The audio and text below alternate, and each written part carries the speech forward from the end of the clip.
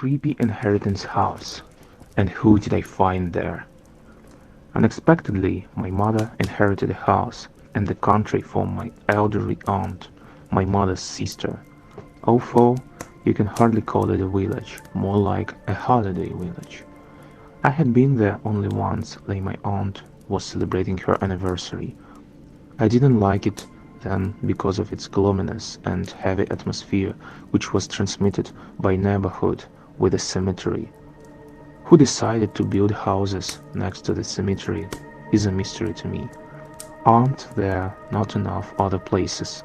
Several houses were even standing a few meters from the pagost, and I saw how people took water from the well, which was located right there.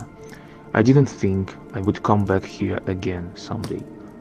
At the family meeting, it was decided that the house will sell, since we had our own town. It was decided that on the day off we would go and look at the state of the inheritance. I was unable to leave in the morning, and I arrived closer to the evening in the village. On the way I was caught in the rain of nowhere. The weather suddenly turned bad, the sky was covered with black clouds. When I ran into the veranda, I was already soaked to the skin. It was decided to check the stock of firewood in the barn for a small fireplace. That's the last thing I need to get sick. I changed into my work clothes and went to the barn with a flashlight. The wood was lying in a small pile in the middle. To my great regret, there was no electricity in the house. For non-payment, the electricians quickly cut the wires. I was ready for that, so I brought some candles from the city. I stood in the semi-darkness and heard someone moving in the other part of the house. The house is a small country house. It was divided into two parts, a zone for cooking and a place to sleep, so that's there I heard a striding.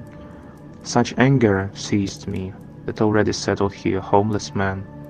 I decided to name a guest put out. I came with a candle in my hands which had no light at all. The room was illuminated by the flash of lightning.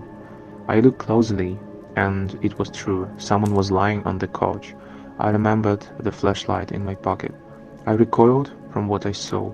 On the couch lay an ugly old woman in some rags.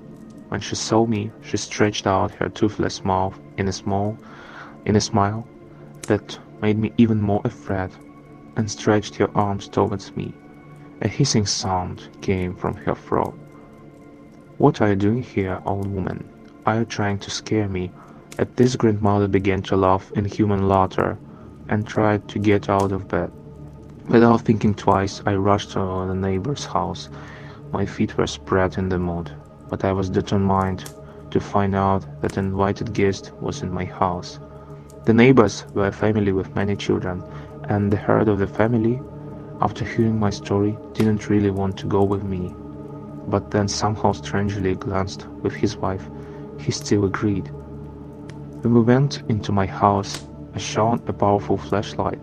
Then that creepy woman on the bed was not, and stretched to his full height lay a black cat, which quickly slipped between our legs and disappeared through the open door into the street.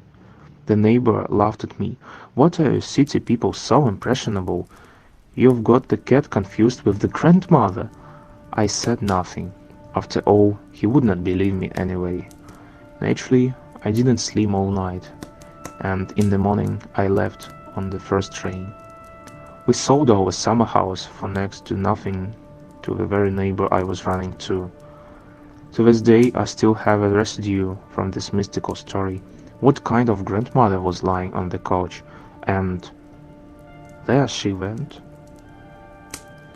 So guys, if you like the story, leave a like and your comment in comment section, and I'll come back later with some new interesting stories.